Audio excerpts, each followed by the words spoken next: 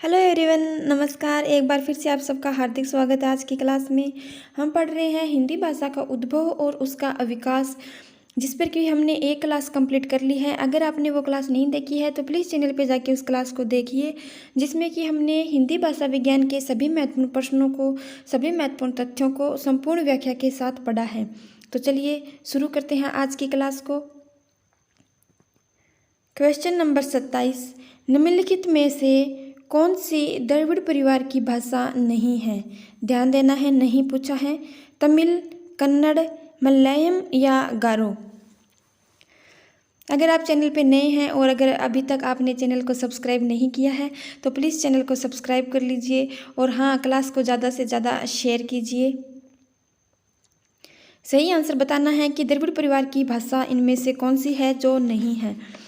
देखिए, विश्व में लगभग 3000 भाषाएं बोली जाती है और इन सभी भाषाओं को 13 भाषा परिवारों में वर्गीकृत किया गया है और इन 13 जो भाषा परिवार है उनमें से ही एक द्रविड़ परिवार भी है। तो आपको बताना है कि द्रविड़ भाषा परिवार है उसकी भाषा इनमें से कौन सी नहीं है। हमने कल की क्लास में चर्चा की थी कि विश्व में लगभग 3000 भाषाएं बोली जाती है। कल की क्लास में हमने पढ़ा था 3000 भाषाएं लगभग, और इन 3000 भाषाओं को 13 भाषा परिवारों में वर्गीकृत किया गया है। 13 परिवारों में, और इन्हीं 13 भाषा परिवारों में एक है द्रविड़ भाषा परिवार।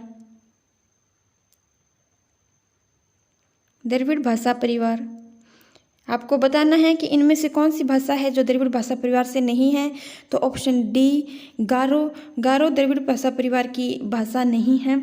यह चीनी भाषा परिवार की, यह चीनी परिवार की भाषा है। चीनी परिवार की यह भाषा है, याद रखना है। द्रविड़ परिवार जो कि दक्षिण भारत से संबंधित है, दक्षिण भारत से संबंधित है, और जिसकी भाषाएं हैं तमिल, कन्नड़, मलयालम, तेलुगु। ठीक है, ये सब याद रखना है। नेक्स्ट, भारतीय आर्य किन से अलग होकर भारत आए? ईरानियों से, दर्द से, दोनों से या किसी से नहीं?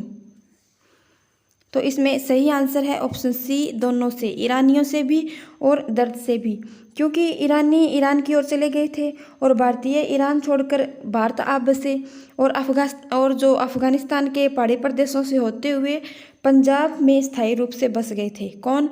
भारतीय आर्य। और वो किन से अलग होकर भारत आए थे? ईरानियों से भी और दर्द से भी, और अफगानिस्तान से होते हुए पंजाब में आकर वो स्थायी रूप से बस गए थे। तो सही आंसर है ऑप्शन सी, दोनों। नेक्स्ट, किस विद्वान ने आर्यों के 2 बार में भारत आने का मत प्रस्तुत किया है? टेलर, हार्नले, मैक्स मुलर या इनमें से कोई नहीं? कि आर्यों के 2 बार भारत में आने का जो मत प्रस्तुत किया है वो इनमें से किस विद्वान ने किया है? तो सही आंसर है ऑप्शन बी, हार्नले। हार्नले जो कि एक भाषा वैज्ञानिक है, भाषा वैज्ञानिक। ठीक है, मैक्स मुलर भी भाषा वैज्ञानिक है, भाषा वैज्ञानिक। टेलर जो कि एक इतिहासकार है,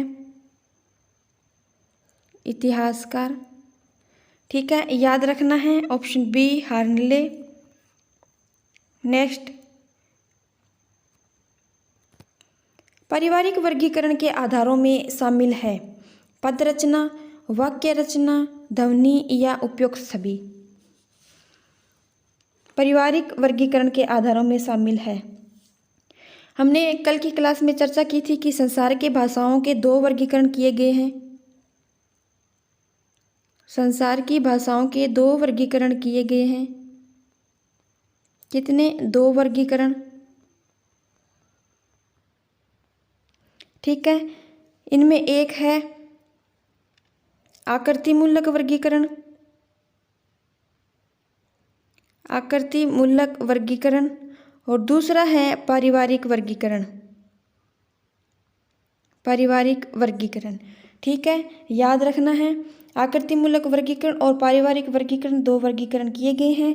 आकृतिमूलक वर्गीकरण हमने कल की क्लास में पढ़ा था कि वाक्य रचना और रूप रचना को आधार बनाकर यह वर्गीकरण किया गया था। किसको? वाक्य रचना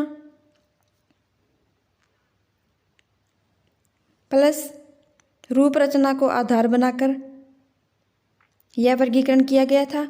आपको बताना है कि पारिवारिक वर्गीकरण के आधारों में कौन से शामिल है। तो इनमें उपयुक्त सभी, पद रचना, वाक्य रचना, ध्वनि और इसके अलावा अर्थ, शब्द, इन सब को आधार बनाकर पारिवारिक वर्गीकरण किया गया था। किन किन को? पारिवारिक वर्गीकरण पारिवारिक जो वर्गीकरण है उनको पद रचना, वाक्य रचना, ध्वनि, अर्थ, शब्द के आधार पर इनका वर्गीकरण किया गया था। और जो पारिवारिक वर्गीकरण है इसे वंशानुक्रमिक ऐतिहासिक भी कहते हैं। क्या कहते हैं? वंशानुक्रमिक।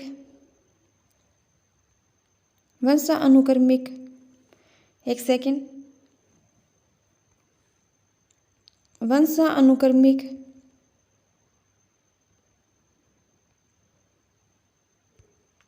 ऐतिहासिक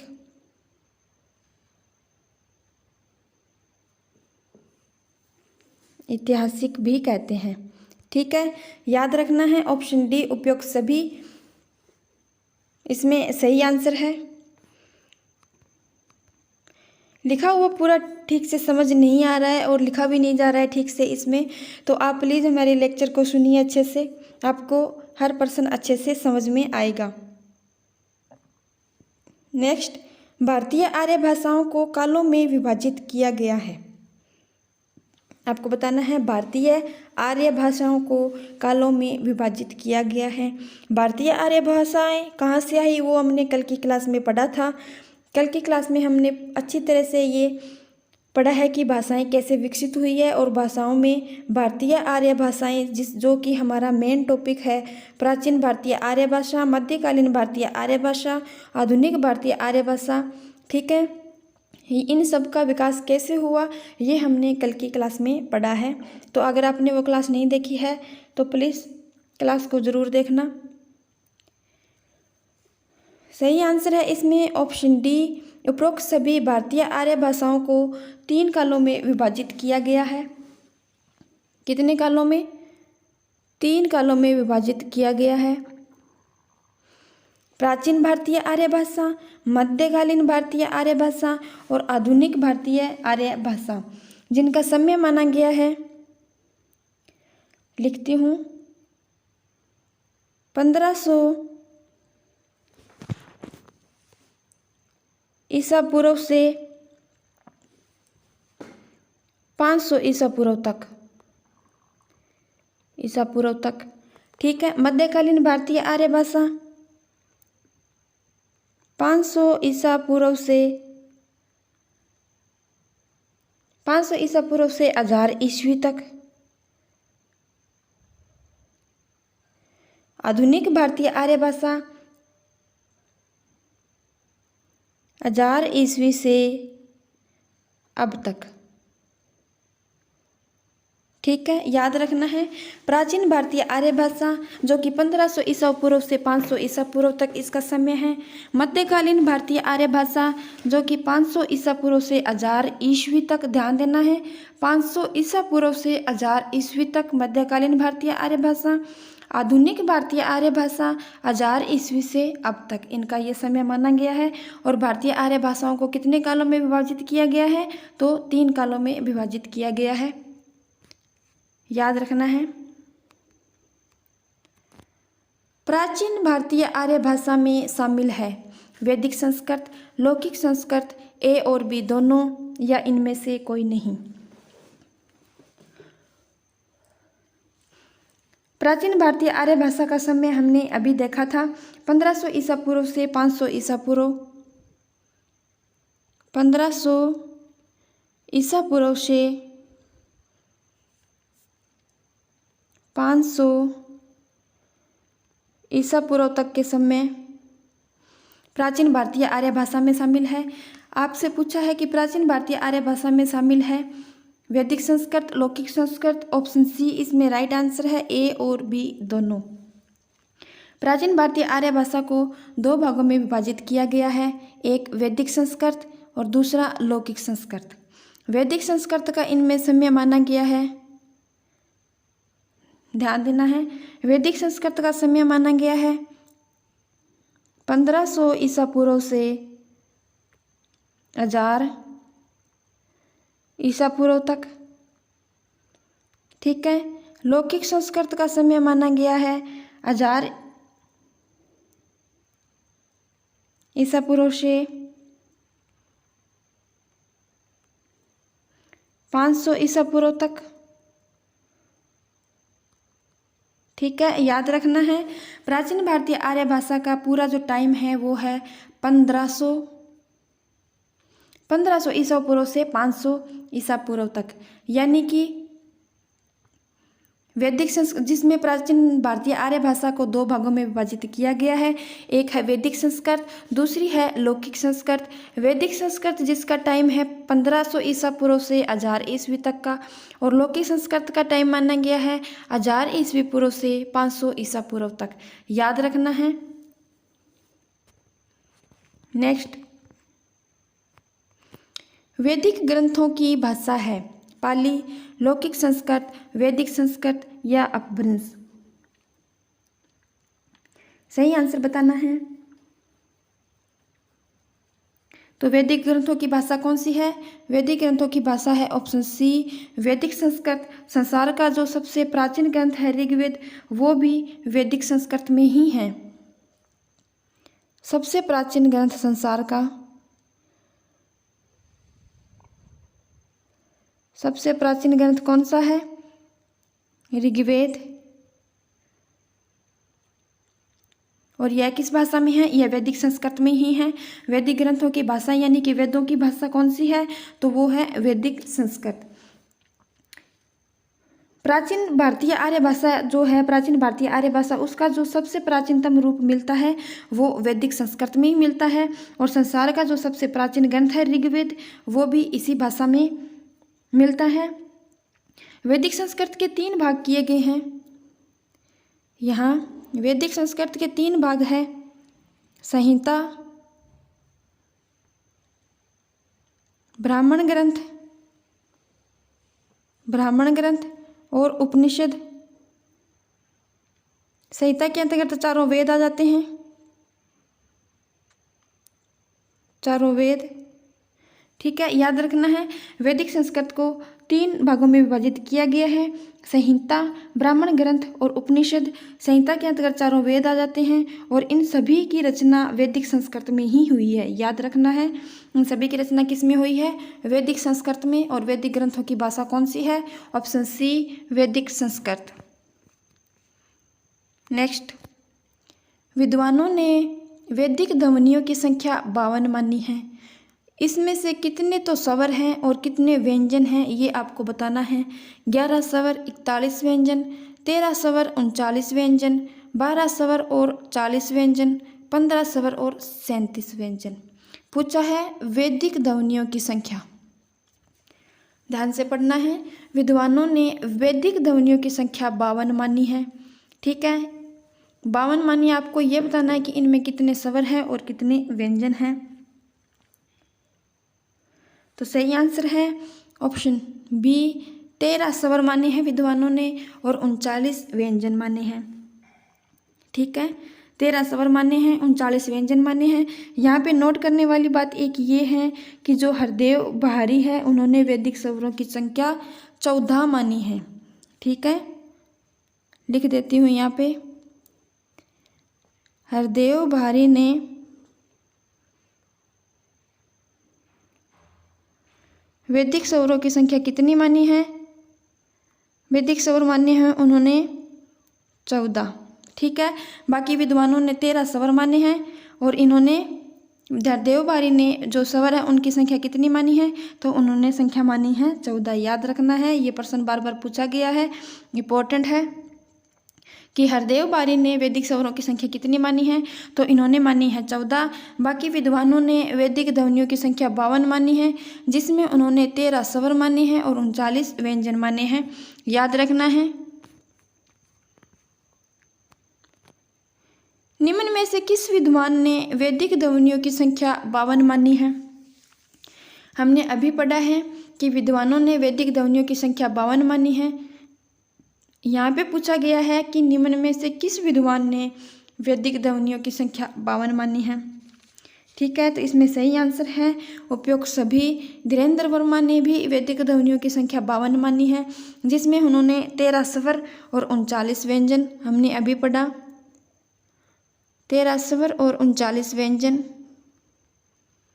ठीक है, उदय नारायण तिवारी ने भी ध्वनियों की संख्या 52 मानी है, 13 स्वर और 39 व्यंजन। डॉक्टर कपिल देव द्विवेदी ने भी ध्वनियों की संख्या 52 मानी है, 13 स्वर और 39 व्यंजन। इनमें एक है हरदेव बारी, उन्होंने वैदिक जो स्वर हैं उनकी संख्या 14 मानी है। ठीक है, याद रखना है। नेक्स्ट, वैदिक संस्कृत से संबंधित है।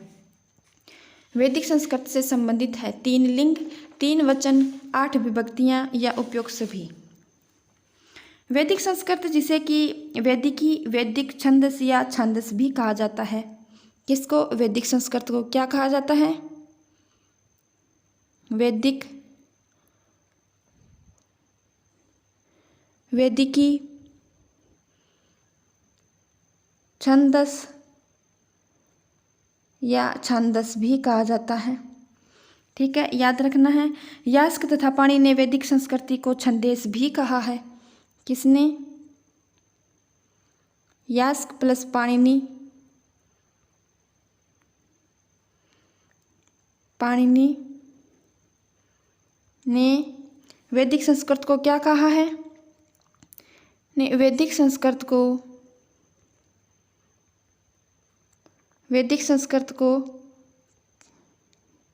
छंदेस कहा है। यह भी प्रश्न बार बार परीक्षा में पूछा गया है, ध्यान देना है मोस्ट कि यास्क और पाणिनि ने वैदिक संस्कृत को छंदेस कहा है। इसके अलावा वैदिक संस्कृत को वैदिक, वैदिकी, छंदस या छांदस भी कहा जाता है। आपको बताना है कि वैदिक संस्कृत से संबंधित है, वैदिक संस्कृत से संबंधित है, तो ऑप्शन डी इसमें राइट आंसर है, उपयुक्त सभी। क्योंकि वैदिक संस्कृत में 3 लिंग हैं। लिंग कौन कौन से? पुल्लिंग, स्त्रीलिंग, पुल्लिंग, स्त्रीलिंग और नपुंसकलिंग। लिख देती हूँ, पुल्लिंग, स्त्रीलिंग और नपुंसकलिंग। ठीक है, 3 उन्होंने वचन माने हैं, एक वचन, द्विवचन और बहुवचन। ठीक है, 8 विभक्तियां मानी हैं, उपयुक्त सभी इसका राइट आंसर है। याद रखना है, पूछे जाते हैं ऐसे प्रश्न परीक्षाओं में, आपको ध्यान देना है इन प्रश्नों पर। लौकिक संस्कृत से संबंधित कौन सा कथन असत्य है? इनमें से कौन सा कथन सही नहीं है वो बताना है आपको। कि लौकिक संस्कृत में केवल 48 ध्वनियाँ या वर्ण ही रह गए थे। रामायण, महाभारत, अष्टाध्यायी, पुराण आदि ग्रंथों की रचना लौकिक संस्कृत में हुई है। लौकिक संस्कृत में गीतात्मक स्वराघात तथा बलात्मक स्वराघात दोनों थे, या लौकिक संस्कृत में वैदिक संस्कृत की उपेक्षा क्रिया रूपों और धातु रूपों में विशेष अंतर आ गया था। आपको सही आंसर बताना है इनमें। लौकिक संस्कृत में केवल 48 ध्वनियाँ ही रह गई थी, ये बिल्कुल सही है। वैदिक संस्कृत में हमने देखा कि विद्वानों ने वैदिक जो ध्वनियों की संख्या कितनी मानी थी? 52 मानी थी। और लौकिक संस्कृत में ये ध्वनियाँ कितनी रह गई थी? आके 48 ही रह गई थी। ठीक है, याद रखना है। इम्पोर्टेंट तथ्य है, इम्पोर्टेंट अंतर है कि वैदिक संस्कृत में जो विद्वानों ने ध्वनियों की संख्या मानी है वो थी 52, जिसमें हमने पढ़ा था कि 13 स्वर और 39 व्यंजन थे। लौकिक संस्कृत में आकर वो 52 ध्वनियाँ थी, वो 48 ध्वनियों में ही रह गए थे, 48 ध्वनियाँ ही रह गई थी। इसके बाद रामायण, महाभारत, अष्टाध्यायी, पुराण आदि ग्रंथों की रचना लौकिक संस्कृत में हुई। जी सही बात है, क्योंकि हमने पढ़ा कि वैदिक संस्कृत में किसकी रचना हुई थी? वेदों की, संहिता, उपनिषद, ब्राह्मण ग्रंथ, जिसमें कि सबसे प्राचीन ग्रंथ ऋग्वेद की रचना भी वैदिक संस्कृत में हुई थी। तो आपको याद रखना है कि रामायण, महाभारत, अष्टाध्यायी पुराण, इन ग्रंथों की जो रचना हुई थी वह लौकिक संस्कृत में ही हुई थी। लौकिक संस्कृत में वैदिक संस्कृत की उपेक्षा क्रिया जो रूप है, धातु रूप है, उनमें विशेष अंतर आ गया था। सही है। इसका सही आंसर है ऑप्शन सी कि लौकिक संस्कृत में गीतात्मक स्वराघात और बलात्मक स्वराघात दोनों थे। जी नहीं, लौकिक संस्कृत में जो गीतात्मक स्वराघात है, ये जो गीतात्मक स्वराघात है यह लुप्त हो गया था। एक सेकंड,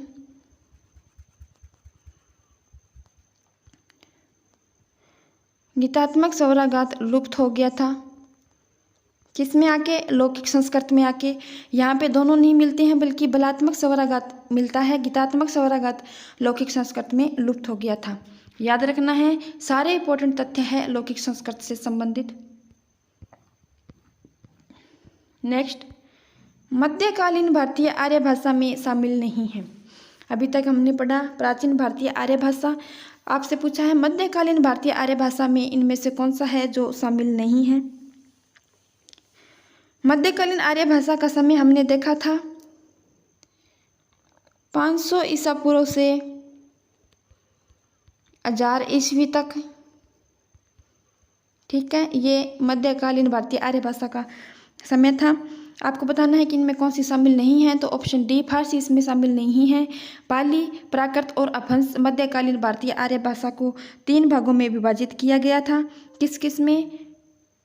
मध्यकालीन भारतीय आर्य भाषा की 3 अवस्थाएं थी। कौन कौन सी? पाली, प्राकृत और अपभ्रंश।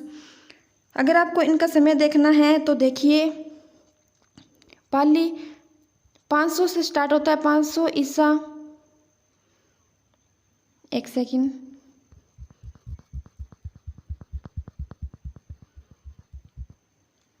सेकंड, पाली 500 ईसा पूर्व से 1 ईस्वी तक किसका समय माना जाता है? पाली का। फिर आते प्राकृत, जिसमें 1 ईस्वी से 500 ईस्वी तक। ठीक है, और फिर आती है अपभ्रंश 500 ईस्वी से 1000 ईस्वी तक।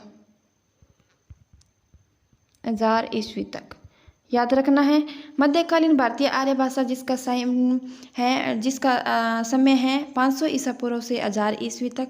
और मध्यकालीन भारतीय आर्य भाषा की 3 अवस्थाएं हैं। कौन कौन सी? पाली, प्राकृत, अपभ्रंश।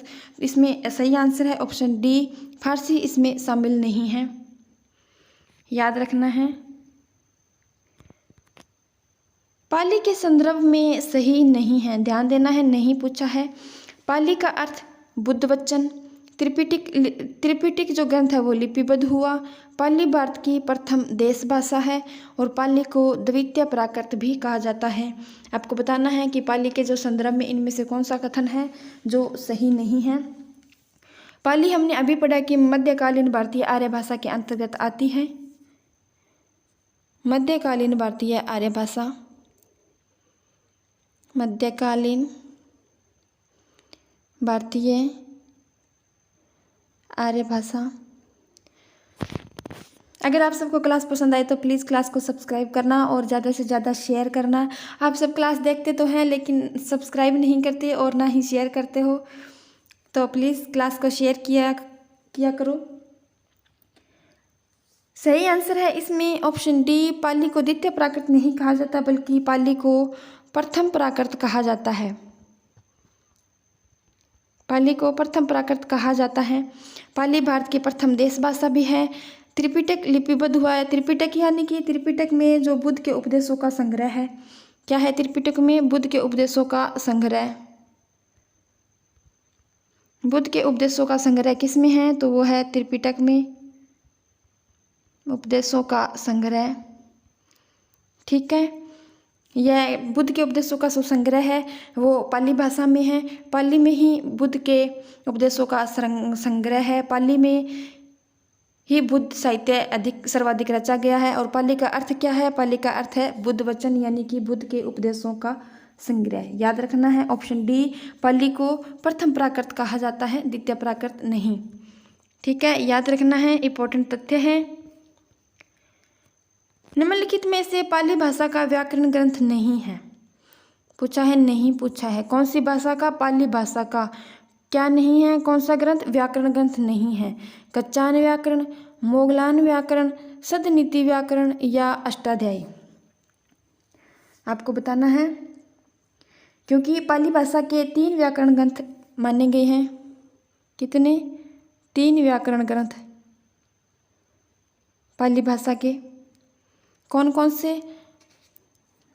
आपको बताना है इनमें से कौन सा नहीं है। कच्चान व्याकरण जो कि कच्चान लेखक का है, कच्चान का है। मोगलान व्याकरण जो कि मोगलान का है। ठीक है। सदनीति व्याकरण जो कि बर्मी भिक्षु अंगवंश का है, बर्मी भिक्षु अंगवंश का है। ठीक है, वंश का है, अग्गवंश का है। बर्मी भिक्षु अग्गवंश का है सदनीति व्याकरण। अष्टाध्यायी जो कि पाणिनि का ग्रंथ है, अष्टाध्यायी पाणिनि का व्याकरण ग्रंथ है, पाणिनि का ग्रंथ है अष्टाध्यायी। और कौन सा? लौकिक संस्कृत में है ये। हमने अभी पढ़ा था कि लौकिक संस्कृत में रामायण, महाभारत, पुराण, अष्टाध्यायी इनकी रचना किसमें हुई है? तो लौकिक संस्कृत में। तो इसमें पाली भाषा का व्याकरण ग्रंथ कौन सा नहीं है? तो वो है ऑप्शन डी, अष्टाध्यायी जो कि पाणिनि का ग्रंथ है और यह लौकिक संस्कृत में है। प्राचीन भारतीय आर्य भाषा के अंतर्गत जो लौकिक संस्कृत है उसी का यह लौकिक संस्कृत का यह ग्रंथ है अष्टाध्यायी जो कि पाणिनि का है। इसके अलावा कच्चान व्याकरण, मोगलान व्याकरण और सदनीति व्याकरण, ये तीनों व्याकरण पाली भाषा के व्याकरण ग्रंथ माने जाते हैं। याद रखना है। नेक्स्ट, साहित्यिक प्राकृत किसे कहते हैं? साहित्यिक प्राकृत किसे कहते हैं? प्रथम प्राकृत को, द्वितीय प्राकृत को, तृतीय प्राकृत को या चतुर्थ प्राकृत को? तो प्राकृत तो 3 ही माने गए हैं, प्रथम प्राकृत, द्वितीय प्राकृत और तृतीय प्राकृत। ये तो इसमें है ही नहीं। आपको बताना है कि साहित्यिक प्राकृत किसे कहते हैं। तो सही आंसर है ऑप्शन बी, द्वितीय प्राकृत को साहित्यिक प्राकृत कहते हैं, यानी कि जो मध्यकालीन भारतीय आर्य भाषा की अवस्थाएं हैं, पाली, प्राकृत और अपभ्रंश, इसमें जो प्राकृत है दूसरी अवस्था, मध्यकालीन भारतीय आर्य भाषा की जो दूसरी अवस्था है प्राकृत, उसे ही द्वितीय प्राकृत कहा जाता है। ठीक है, याद रखना है। प्राकृत किसे कहा जाता है? जो मध्यकालीन भारतीय आर्य भाषा की दूसरी अवस्था है, दूसरी जो अवस्था है प्राकृत, उसे ही द्वितीय प्राकृत कहा जाता है। शुद्ध प्राकृत भी इसे कहा जाता है, शुद्ध प्राकृत। ठीक है। प्रथम प्राकृत किसे कहा जाता है? प्रथम प्राकृत पाली को कहा जाता है। पाली भाषा को प्रथम प्राकृत कहा जाता है, जिसमें कि बौद्ध साहित्य की रचना हुई थी। द्वितीय प्राकृत या प्राकृत में ही जैन साहित्य की सर्वाधिक रचना हुई थी। जैन साहित्य